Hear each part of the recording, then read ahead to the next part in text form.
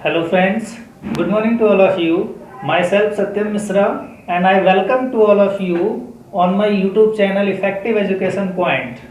Today I am going to explain you the fourth important topic of parts of speech that is known as verb. So today I will explain you all the thing means what is verb, what is the definition of verb, how many kinds of verb and their examples also. तो आज मैं बात करने जा रहा हूं verb के बारे में कि वर्ब क्या होता है, वर्ब मीन्स क्या होता है, उसके डेफिनेशन क्या होते हैं, उनके कितने काइंड्स होते हैं और उनको किस किस तरीके से एक्सप्लेन किया जाता है। तो बिल्कुल आसानी से सारी चीज़ों को क्लियर करने के लिए इस वीडियो को पूरा देखें और अगर आपको बातें समझ आती हों तो प्लीज़ लाइक एंड सब्सक्राइब। देखिए वर्ब को हम हिंदी में कहते हैं क्रिया। मेनली जो ये क्रिया है वो अलग अलग दो पार्टों में रखी गई है। जैसे एक को हम कहते हैं फिनिट वर्ब, दूसरे को हम कहते हैं non finite verb. Finite verb में जो वर्ड आता है उसको हम कहते हैं प्रिंसिपल वर्ब, लेक्सिकल वर्ब और मेन वर्ब और एक्सिलरी वर्ब। अगर फिनिट वर्ब में कोई वर्ड आता है तो उसे हम principal verb, auxiliary verb, linking verb या मेन वर्ब के अकॉर्डिंग एक्सप्लेन करते हैं।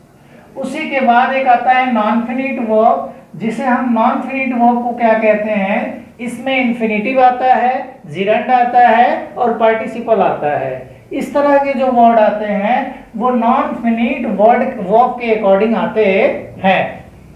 उसके बाद हम बात करें कि प्रिंसिपल वर्ब में ही, फिनिट वर्ब में ही आगे चल के एक और क्लैरिफिकेशन आता है जो ट्रांजिटिव और इनट्रांजिटिव में कन्वर्ट हो जाता है। मीन्स तब हम कहते हैं कि वर्ब में एक ट्रांजिटिव वर्ब आता है, एक इनट्रांजिटिव वर्ब आता है और उसी लिंकिंग वर्ब, एक्सिलरी वर्ब या हेल्पिंग वर्ब को वर्ब के एक अलग काइंड्स में देखते हैं। इसके बाद एक वर्ब आता है जिसे हम मेन वर्ब कहते हैं या मोडल्स कहते हैं। मोडल्स और मेन वर्ब अलग अलग है। मेन वर्ब का मतलब ये होता है जिसमें क्रिया का करना, होना, रहना देखा या पाया जाता है। और मोडल्स में क्या होता है कि can, could, may, might, should have और टू, नीड, इस तरह के वर्ड्स का उपयोग जो है वो मोडल्स में किया जाता है। ये जो है वो इनके वर्ब और वर्ब के काइंड्स की बात हो गई। हम बात करें कि वर्ब के डेफिनेशन क्या हो सकते हैं तो कह सकते हैं कि a verb is a word which gives clear meaning to the sentence that is called verb. Means एक वर्ब वह शब्द होता है जो किसी वाक्य को सही अर्थ देने के लिए उपयोग किया जाता है। जैसे अगर मैं कह दूं कि I and then in the room, तो इस पूरे वाक्य का कोई अर्थ नहीं है। लेकिन अगर हम इसे लिख दें कि I read in the room, तो इस वाक्य को एक अर्थ मिल जाता है कि मैं कमरे में पढ़ता हूं। तो इसलिए मैंने ये एक डेफिनेशन दिया कि क्रिया वह शब्द है जो किसी वाक्य को सही अर्थ देने के लिए उपयोग की जाती है।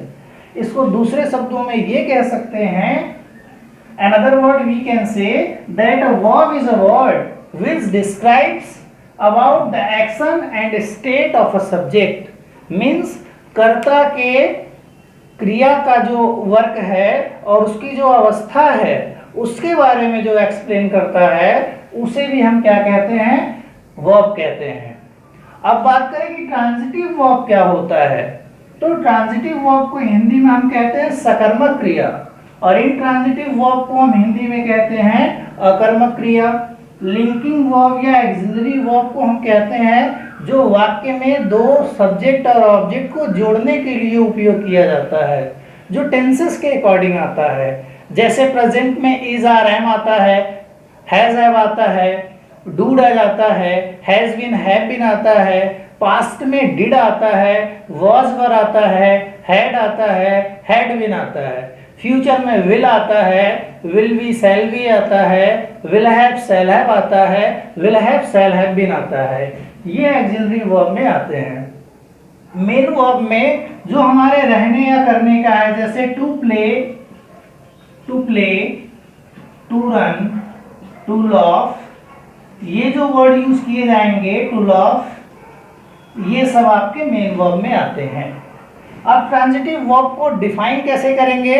तो कह सकते हैं कि a transitive verb is a word which requires an object to complete its sense, that is called transitive verb. जैसे I killed a snake, I killed a snake, तो यहां क्या हुआ, मैंने एक सांप को मारा। मीन्स कर्ता का जो किया गया कार्य है, दिए गए वर्ब से अगर ये पता चले कि किया गया जो कर्ता का कार्य है उसका प्रभाव ऑब्जेक्ट पर पड़ता है, तो वो ट्रांजिटिव वर्ब है। और इसमें एक सब्जेक्ट के अलावा एक ऑब्जेक्ट जरूर दिया होता है, इसलिए इसके डेफिनेशन में ये कहा जाता है a transitive verb is a word which requires an object to complete its sense, that is called transitive verb. दूसरा आपका आता है इंट्रांजिटिव वर्ब, जिसे हम कहते हैं an intransitive verb is a word which doesn't require any object to complete its sense, that is called intransitive verb। हम अगर इसके एग्जाम्पल की बात करें तो यहां आसानी से ये कह सकते हैं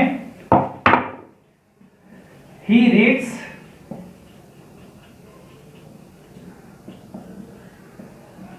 I learned my lesson,